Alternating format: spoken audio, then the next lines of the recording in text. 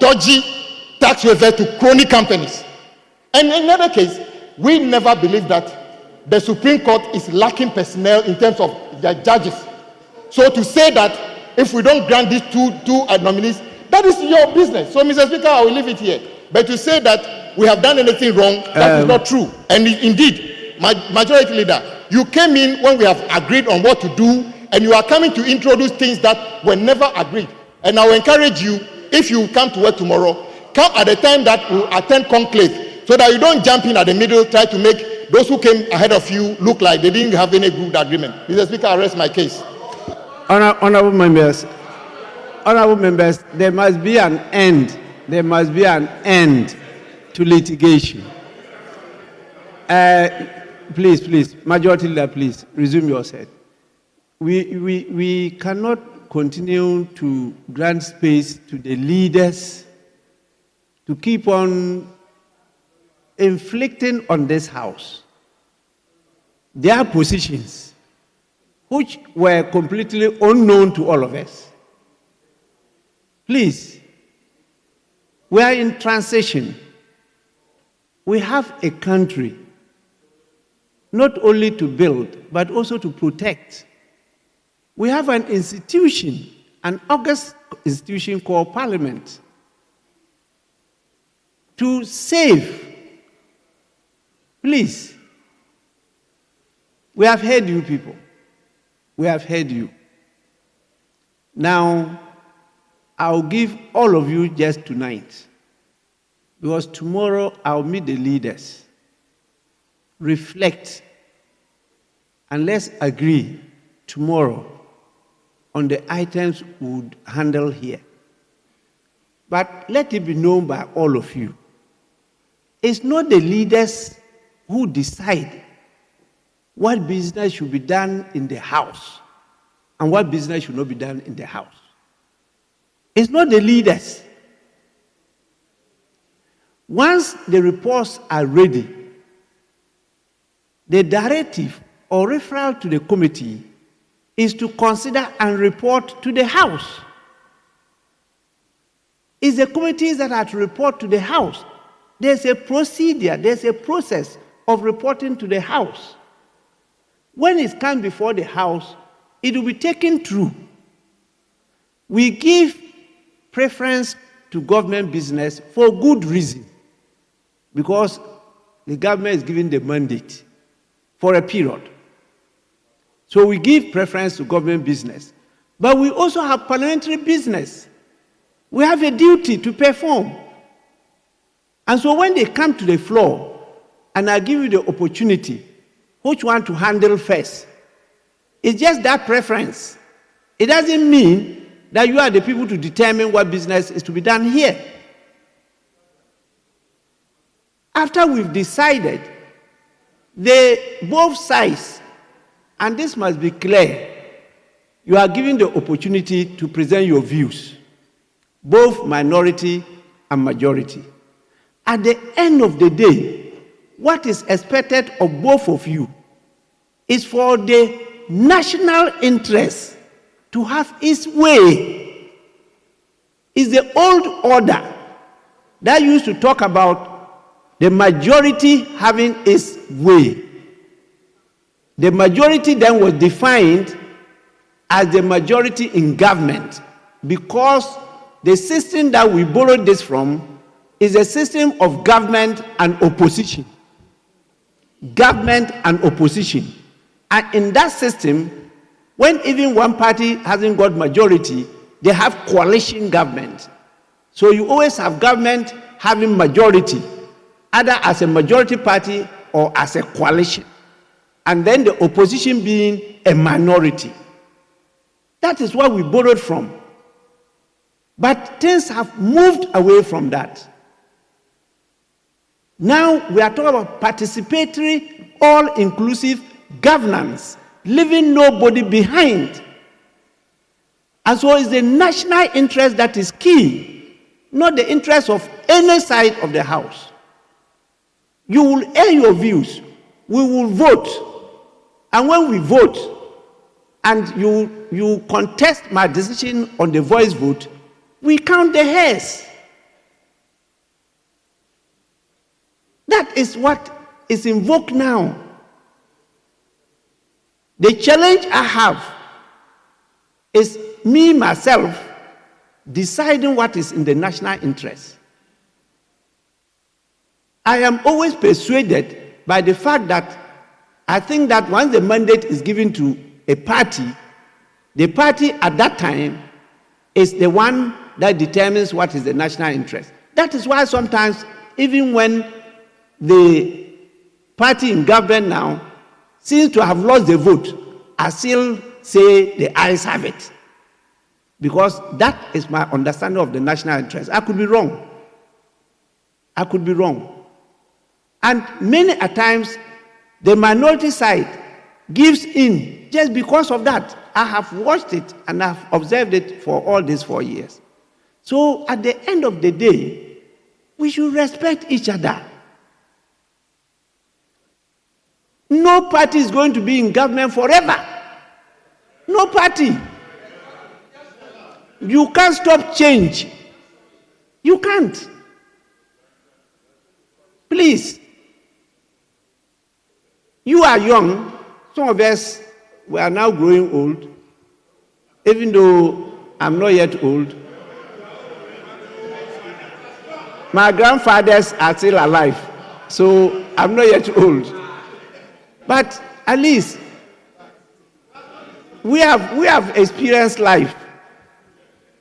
And we are creating a better Ghana for you to enjoy. So let's calm down. Let's calm down. Let's take this period as a golden period for us to transit so that we can close our ranks and build a nation. That is the crisis we have now. We have not yet built a nation. And I hear you people talking about tribes. He's my tribesman. He's my descendant. Yes, if you use it positively, as a building block, I support you. But if you are using it negatively, because you are a tribesman, whether you are wrong or not, I must support you. That one, I am not with you. I'm not with you on that. Tribesman, whether you are wrong or you are right, I support you. No. Tribesman, because we have come together to build one nation. That's not, I'm not talking about you. I'm not talking about your submissions. I'm talking about it generally. So that we can build a nation where merit counts, merit. I will not go further. I just want us to adjourn today. But tomorrow, there are key businesses we have to transact. And whether we are going to sit here till midnight or not, we will sit here.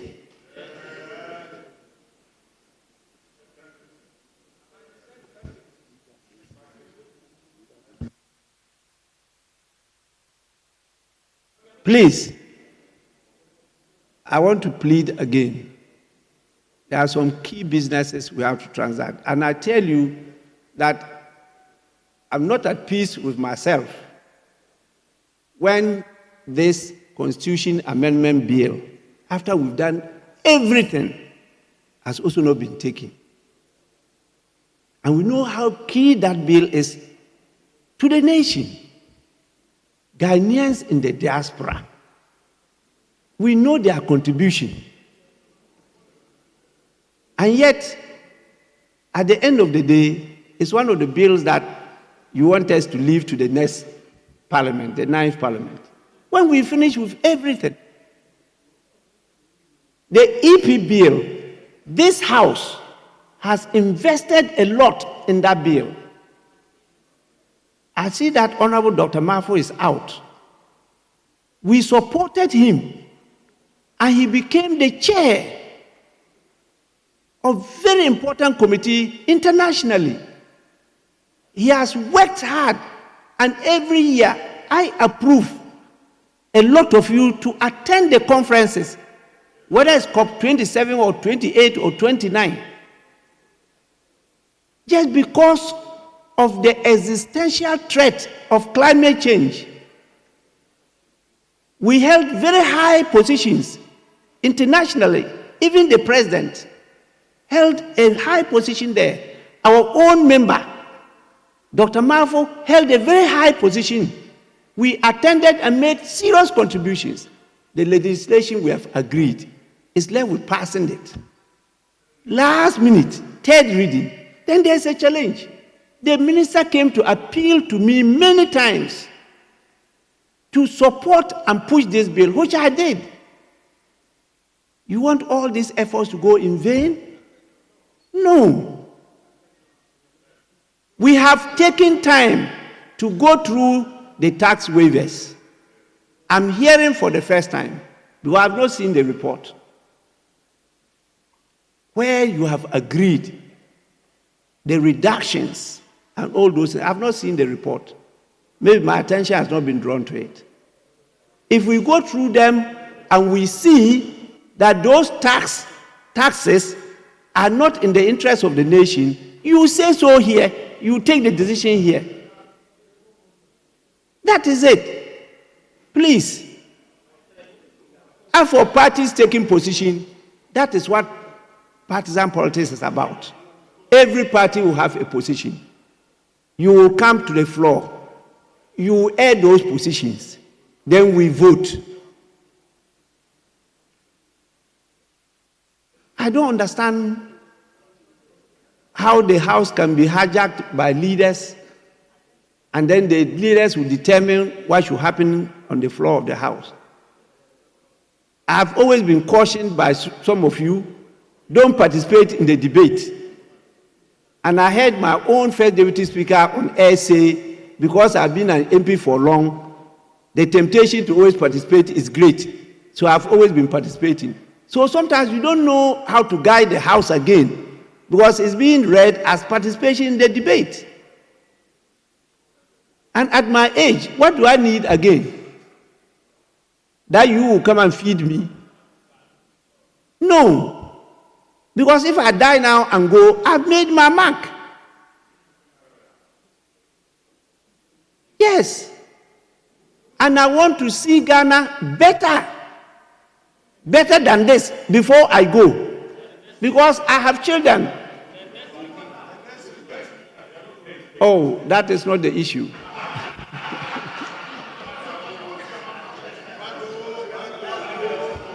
I don't have hand in the determination of that one. It's for so many persons are involved in that decision, including all of you. So I don't count. But it's very important that, please, we don't fail the people of Ghana. We've done well. It's not easy to operate a hung parliament anywhere in the world. It's not only Ghana. It's happened a number of times in very many countries, and it's always acrimonious. And one best professor in one country chaired one and lost all his respect just because of that. He lectured so many of the lawyers, many members of parliament. But when he was speaker to such a parliament, at the end of the day, nobody respected him again. It's not easy to handle a hung parliament. But we've managed, and particularly the nature of the Ghanaian. The Ghanaian is a very hospitable, humorous person. You have always injected humor, even when tempers flare up. And we've managed the House up to date. Let's end well. Get the credit. And those of you who have lost, I told you, we have the group here. We shall return. Go and do your homework. If you are interested, go and contest again. And who knows, they may prefer you to come back. Don't be a bad loser. Please, don't be a bad loser. I end it here. Please, leaders, I think with your kind permission, we can adjourn. Majority Leader, you want to say something? I'm only thanking you for all the inputs you've made. on behalf of my colleagues, be assured that we will cooperate with you to end it well. Indeed, it's not been an easy road, and we are also not discounting our respective parties in interests. But I think you've made a call that we should travel the length and get to the point where we know for our respective interests, we will go in our divergent ways. So, Mr. Speaker, Onato, I thank you. But I'm praying, Mr. Speaker, that you stay with us for the next 4 years. Mr. Speaker, Mr. Speaker, don't forget that as I pray for you, you also pray for me. So this is Father and Son prayer. Honorable members, who is talking? Oh, Mr. Speaker, let them know that they are not part of us. You and I, you know, when it is Father and Son, they will become third persons. So stay away from this matter. Mr. Speaker, I'm praying for you. I'm not sure they are praying for you. I am not sure. I am not sure they are praying for you. Mr. Speaker, don't allow Kwame to respond to this. I am not sure, Kwame Abuja. Mr. Speaker, I'm not sure they are praying for you. Incoming Minister of Roads. Honorable Majority Leader, I'm very sure they are praying for me. I'm very, very sure they are praying for me. Yes. Has been blessed to have you in the chair. Indeed, I wonder what kind of parliament we would have had if somebody else was sitting in the chair. Mr. Speaker, your good deeds shall follow you. And Mr. Speaker,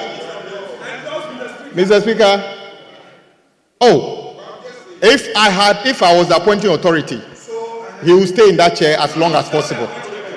Mr. Speaker, I just hope that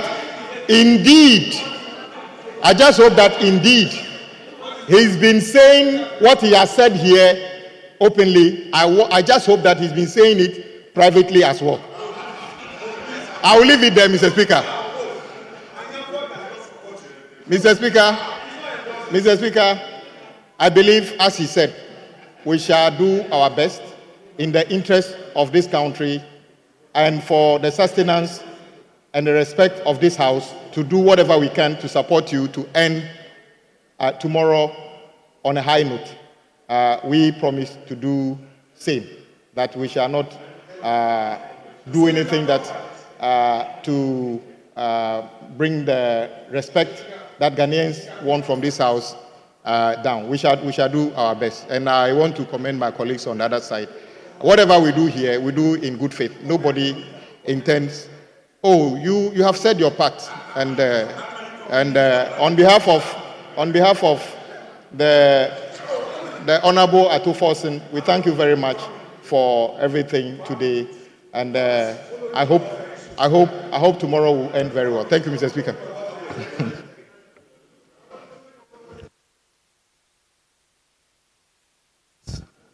Honorable members, I think we will call it a day and I'll proceed to adjourn the House. I believe tomorrow we can start sitting at 11. Well, there are a few things to be done in the morning. And kindly get many more of your members